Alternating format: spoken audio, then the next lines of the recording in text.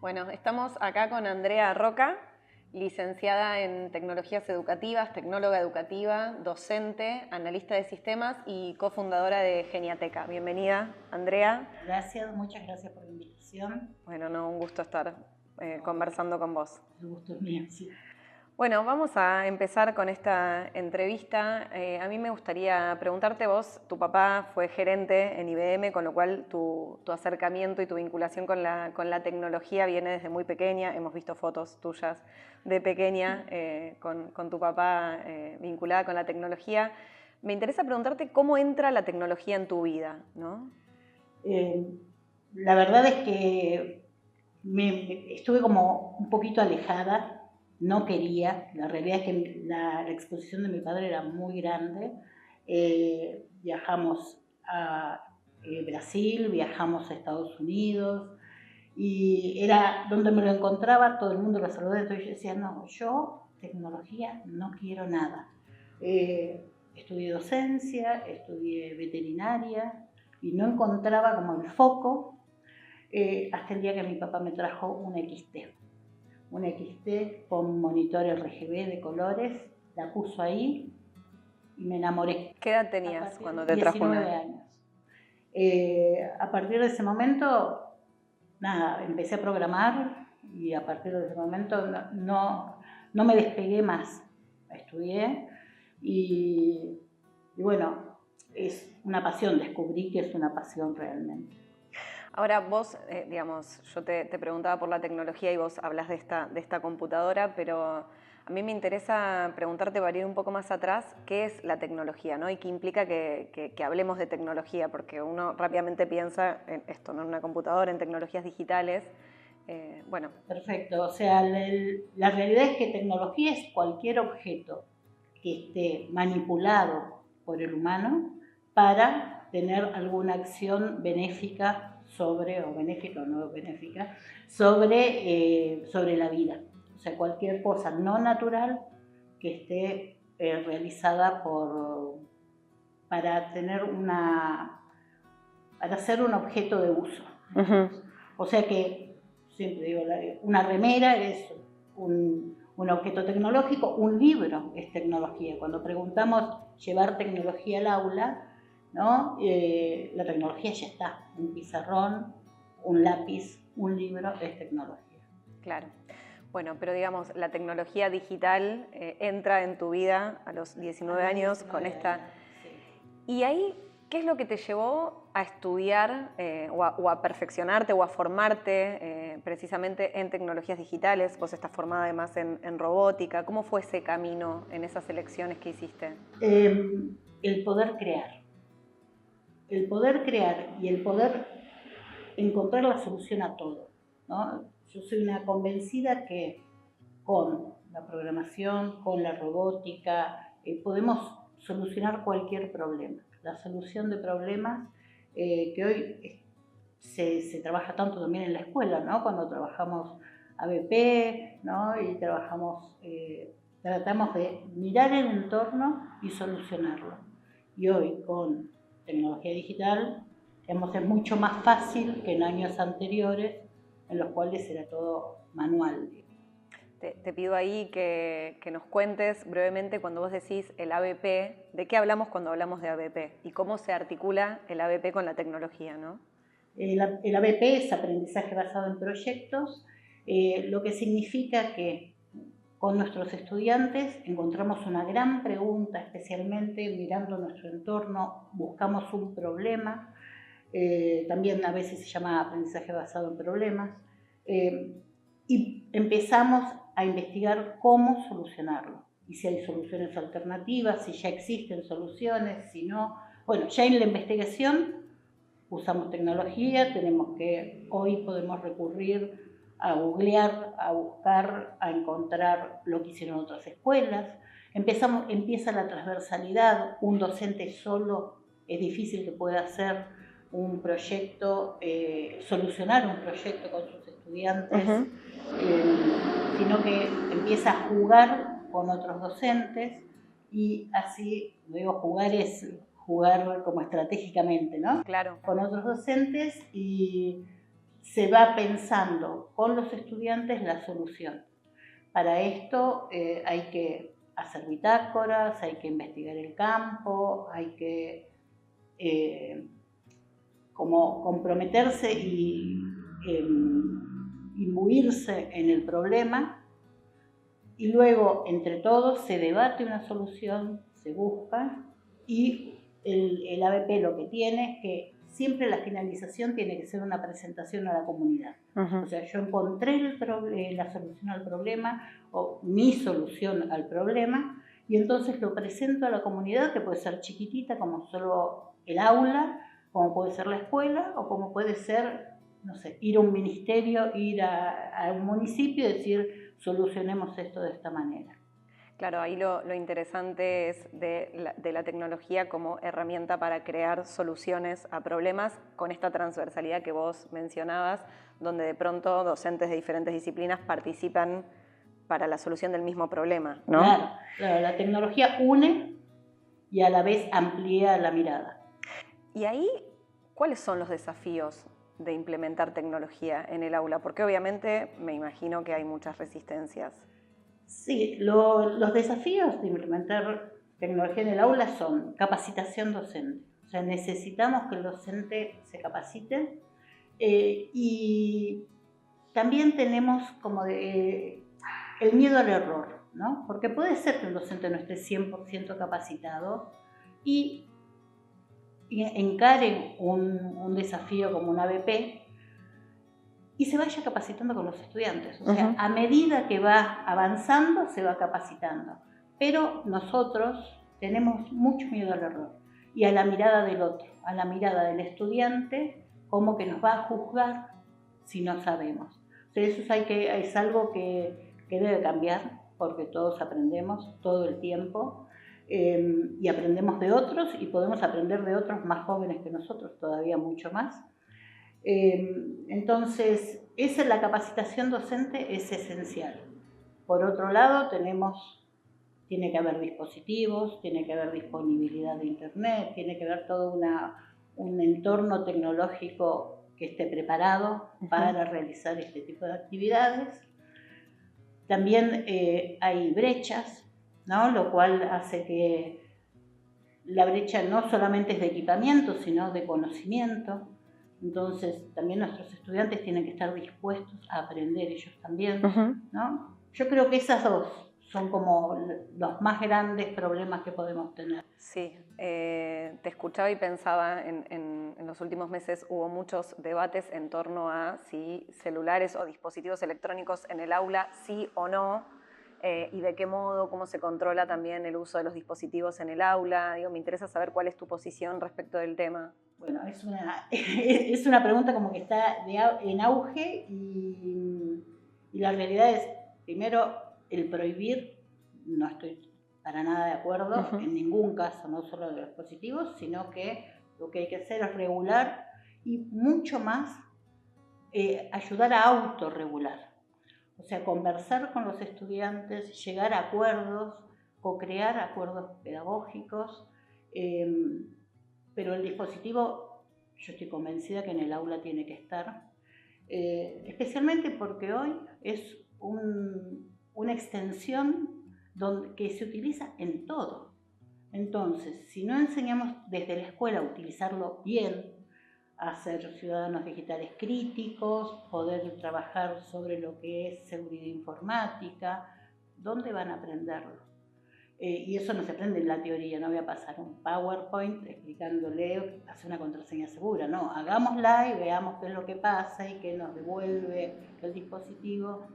Entonces es conseguir una regulación en la cual todas las partes estén de acuerdo, y dentro del aula y fuera del aula, ¿no? También con los padres, también los directivos, eso es importantísimo.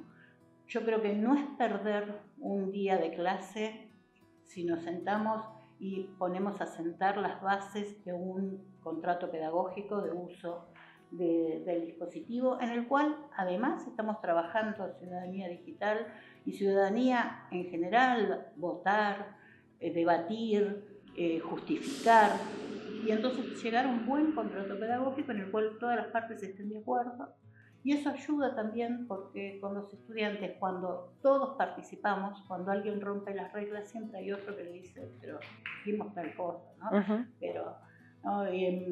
En algún aula alguna vez teníamos un contrato pedagógico, usábamos mucho los celulares solamente para generar grabaciones, para generar lo que es evidencias de lo que estábamos haciendo, y si lográbamos realizar todo, después teníamos 5 minutos al final de celular libre. Y entonces eso hacía que se regulen entre ellos porque querían tener sus 5 minutos. Claro. Entonces, si alguien estaba mirando redes sociales en vez de estar grabando lo que estaban haciendo otros, entre ellos se regulaba. Claro, está bueno porque también es una forma de establecer lo que implica generar acuerdos y cumplirlos, ¿no? Claro, Obviamente. Claro. Y ahí vos antes mencionabas algo que me parece interesante también para mencionar en relación a lo que tiene que ver con la brecha en el acceso a la tecnología, en el uso de la tecnología. ¿Cómo te parece que desde el aula, desde la docencia, en educación, se puede de alguna manera sortear esa brecha digital que hay o trabajar por lo menos para reducirla lo máximo posible? Digamos, la brecha digital, que es tan amplia, tiene que ver con esto. No solamente el acceso, que el acceso, las políticas públicas pueden ayudar a que se achiquen, como tuvimos, o sea, Conectar Igualdad, o en general en los municipios también se entregan como carros, ¿no? Y se entregan computadoras, no en todos, pero se puede achicar desde ese lado. En el aula lo que podemos hacer especialmente es con el uso. Lo que hacemos es achicar la brecha, educando, alfabetizando, haciendo alfabetización digital para que nuestros estudiantes, vuelvo a decir la misma palabra, utilicen bien estos dispositivos, ¿no? Y sepan navegar en internet, se cuiden, ¿no? Hoy en día que están con inteligencia artificial hay fake news, sepan diferenciarlas, distinguirlas, buscarlas, ¿no? Es la mejor manera, lo mejor que podemos hacer desde el aula para achicar esa brecha. Quiero ir ahora a tu rol como docente, ¿no? Porque vos tenés una formación en un principio orientada a lo que es sistemas, tecnologías digitales, pero evidentemente hubo un momento de tu vida en el cual algo cambió, hiciste un clic y te volcaste a la docencia, ¿no? Y si no me equivoco, dejaste de programar para volcarte a la docencia. Me interesa saber, por un lado, qué fue lo que te motivó a tomar ese rol en tu vida y cómo llevas tu rol como docente, ¿no? Bien, bueno, de chiquitita tomaba a los vecinos y les enseñaba, ¿no? Pero la realidad es que me alejé muchísimo de la docencia hasta que mi hija mayor entró en una escuela secundaria de creación, donde primero llegamos los padres y los estudiantes. No había siquiera, primero no había edificio. Después nos consiguieron un edificio, después llegaron los directivos, llegaron los docentes, ayudé a crear la cooperadora y empecé a estar cada día más en la escuela. O sea, tuvimos que pintarla, arreglarla y de repente llegaron dispositivos y había como, ¿y qué hacemos con esto? Bueno, levanté la mano y dije, bueno, yo puedo ayudar, creo que puedo ayudar. Y cuando empecé a estar cada día más en la escuela, me ofrecieron horas, por mis títulos podía tomarlas, y me encontré de repente viviendo ahí muy feliz. O sea, en algún momento hasta me agarré a mi marido y le dije, mirá, yo a partir de ahora, si sigo la docencia voy a cobrar menos que vos. ¿Me aguantás? Y la verdad es que yo me sentía tan plena que me dijo, sí, andá. ¿Qué es lo que te hace feliz de ser docente? El brillo de los ojos de los chicos cuando uno les dice algo y después en el momento eureka, eso es irrepetible. Y después me hace llorar mucho cuando me escriben algunos de mis estudiantes que quizás son hace 10 años lo estuve y me dicen, profe, yo seguí tecnología por vos, o estoy trabajando armando computadoras, que es mi pasión, y te lo digo a vos, o me escriben para preguntarme qué estudio, ¿no? ¿Qué carrera me recomendás que tenga que ver con informática? Eso es impagable. En todos estos años de docencia, si tuvieras, te pregunto y por ahí me decís que no te acordás, pero algún caso de algún alumno que recuerdes, en quien vos sientas que hayas dejado una huella, alguna historia que recuerdes. Justamente un nene que hoy está, nene digo yo, ya debe ser un hombre, trabajando en una casa de informática, Nahuel, que estaba como perdido en la escuela, no encontraba bien su camino, y salió una invitación para ir a Google. Yo sentía que él tenía mucho amor por todo lo que hablábamos, por el hardware, por el software, pero le iba mal en todas las materias. Y le dije, bueno, yo tenía que elegir 2 estudiantes, le dije, vamos, ¿no? Y lo llevé. Y eso hará 10 años más o menos. Y hace 3 o 4 años me escribió por redes sociales, por Facebook, y me dijo, estoy trabajando, armando computadoras. ¿Te acordás de mí, profe? A mí me llevaste a Google. Y nada, me pone la piel de gallina. Y me dijo, yo creo que estoy haciendo lo que me gusta y un poco te lo debo a vos. ¿Le diste una oportunidad? Creo que le di una oportunidad, sí.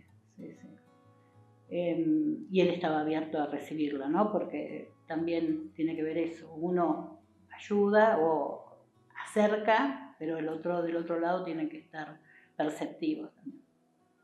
Muy lindo.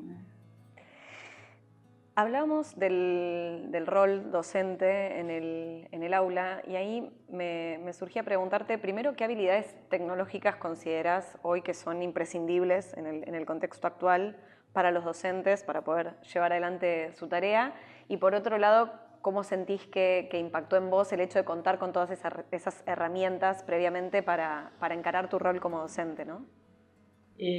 Bueno, dividamos en 2 la pregunta. El docente hoy necesita, primero, animarse, ¿no? Las habilidades digitales están. O sea, si yo uso Instagram y pongo filtros y hago un montón de cosas en las redes sociales, tengo habilidades digitales, ¿no? Si yo saco fotos, si hago un pequeño reel, las tengo. Lo que no estoy haciendo es pudiendo traspolarlas al aula. Y para eso necesito conocer, capacitarme y entender cuáles herramientas pueden ser utilizadas en el aula. Porque hay algo, lo principal es encontrarle el objetivo pedagógico, preguntarme, ¿esto suma en el aula? ¿Esto genera que el aprendizaje sea diferente? ¿Esto motiva distinto? ¿Me va a permitir evaluar mejor?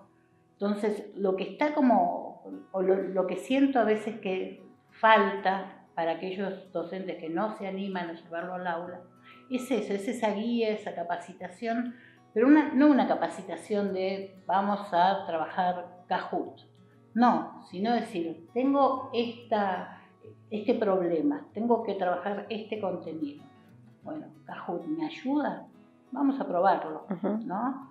Entonces, para mí es eso, es un poquito de miedo, es un poquito de no saber cómo llevar esas herramientas al aula, y como vos me preguntabas qué necesita saber esencialmente un docente, tiene que tener habilidades digitales, tiene que sentirse un ciudadano digital pleno, ¿no? Poder trabajar todo lo que tiene que ver con huella digital, con seguridad informática, tiene que poder, aunque sea un poquitito, trabajarlo en el aula. A mí me ayudó, creo que esto, no tuve miedo, soy osada y también quizás el conocer, el haber programado, el haber trabajado en empresas multinacionales, haber tenido como relación con otras miradas, me abrió las puertas para que pudiese investigar y llevarlo al aula. Y ahí, ¿cómo te parece que las escuelas, los directivos, pueden apoyar a los maestros a que puedan precisamente implementar la tecnología en el aula, la tecnología Generando digital? espacios de encuentro, seguramente algún docente, por ejemplo el profesor de informática, ¿no? que tenga conocimientos y que pueda colaborar en los proyectos transversales en los cuales entre todos resuelvan un problema, y el que sabe más de tecnología o tiene idea de haber usado algún software con el que le fue bien y con que llegó al resultado, bueno, se lo compartan a los otros y analicen entre ellos a ver si va a funcionar mejor, hacer comunidades de práctica. También invitar a los estudiantes a que cuenten qué es lo que utilizan, qué les sirve, qué no, ¿no? Y empezar a generar espacios. Hoy en día generar espacios y espacios colaborativos, ¿no?